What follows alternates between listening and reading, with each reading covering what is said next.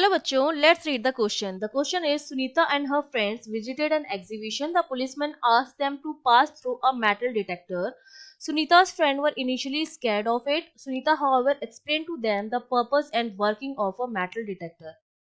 Answer the following question: on what principle does a metal detector work? And B, why does a detector emit sound when a person carrying any metallic object walks through it? And C, state any two qualities which Sunita displayed while explaining and purpose of walking through the detector. So I am writing the key concept of this question. तो देखिए, पहले part में तो हमें क्या बताना है कि किस प्रिंसिपल पर हमारा मेटल डिटेक्टर काम करता है. तो उसका हमारा आंसर क्या हो जाएगा? Principle of resonance. Principle of resonance in AC circuit. Resonance in AC circuit. तो बेसिकली अगर हम यहाँ पर रेजोनेंस की बात कर रहे हैं तो रेजोनेंस में क्या होता है, किसी भी इलेक्ट्रिकल सर्किट में अगर हम रेजोनेंस की बात कर रहे हैं तो उस कंडीशन में क्या होता है कि किसी भी सर्किट की वो स्टेट जिसमें रिएक्टेंस या ससेप्टेंस जो होते हैं वो जीरो के बराबर होते हैं. जैसे हमारे पास जो रिसीवर है उसका कॉम्बिनेशन आर सी और एल का है और ट्रू कंडीशन हमारी एक्स जो है वो क्या है? जीरो है. जो रिएक्टेंस है या ससेप्टेंस है एक्स एल या एक्स सी की जो वैल्यू है वो जीरो है, तो वो हम क्या कहते हैं? उस इलेक्ट्रिकल सर्किट को हम कहते हैं रेजोनेंस में. ठीक है. जैसे अगर हम रेजोनेंस की बात कर रहे हैं किसी भी एसी सर्किट में तो रेजोनेशन बेसिकली क्या होता है? रिजल्ट होता है ऑक्सीलेशन इन सर्किट में. Result of oscillation in circuit जब कोई भी स्टोर्ड एनर्जी जो होती है वो इंडक्टर या कैपेसिटर से क्या होती है? पास होती है. As stored energy passed from the inductor or capacitor. Inductor और कैपेसिटर. अब रेजोनेंस की कंडीशन में क्या होता है कि रेजोनेंस हमारा तभी अकर होता है जब रिएक्टेंस जो होता है या ससेप्टेंस जिसको मैं कह रही हूँ एक्स एल, ठीक है, हमारे पास इंडक्टर जुड़ा हुआ है किसी भी सर्किट में और कैपेसिटर जुड़ा हुआ है, तो एक्सएल और एक्सी की वैल्यू जब जीरो होती है उस कंडीशन में हमारा रेजोनेंस होता है. ठीक है. और अब क्या होता है, इसके अलावा जो इमेजिनरी पार्ट जो होता है ट्रांसफर फंक्शन का वो भी क्या होता है? जीरो होता है.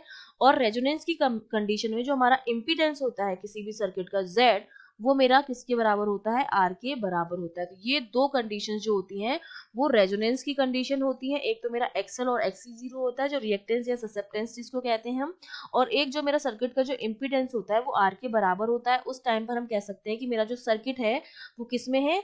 रेजोनेंस में है. तो अगर मैं रेजोनेंस की कंडीशन की भी बात करूं तो जो बेसिक कंडीशन होती है रेजोनेंस की, उसमें जो हम एक्सटर्नल फोर्स लगा रहे हैं किसी भी ऑब्जेक्ट के ऊपर, उस एक्सटर्नल वाइब्रेटिंग फोर्स की फ्रीक्वेंसी और ऑब्जेक्ट की फ्रीक्वेंसी जो होनी चाहिए वो सिमिलर होनी चाहिए.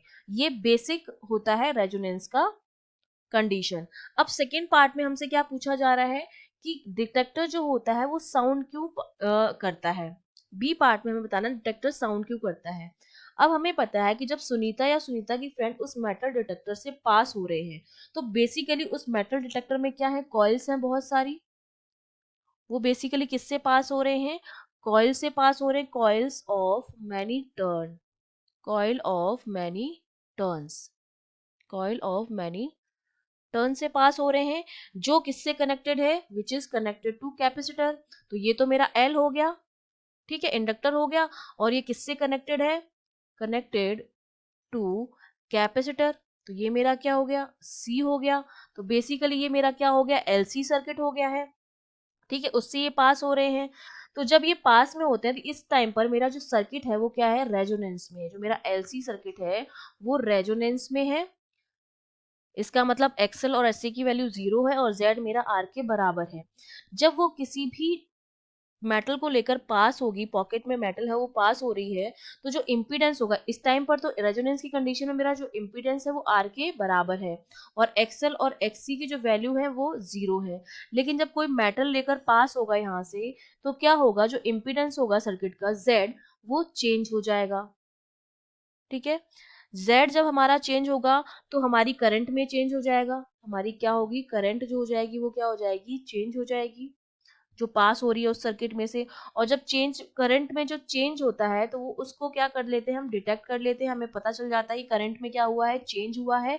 और इस करंट में चेंज को डिटेक्ट करके जो हमारी इलेक्ट्रिक सर्किटरी है वो एक साउंड क्रिएट करती है, जो हमारी इलेक्ट्रिक सर्किटरी है वो एक साउंड कॉज करती है, कॉज अ साउंड, जिसकी वजह से वो साउंड आता है, बीप की साउंड आती है। तो ये हमारा रीजन हो गया कि क्यों साउंड आती है, ये हमारा बी पार्ट का आंसर हो गया। अब सी पार्ट में हमको बताना है सुनीता की कोई भी दो क्वालिटीज के बारे में बताना है।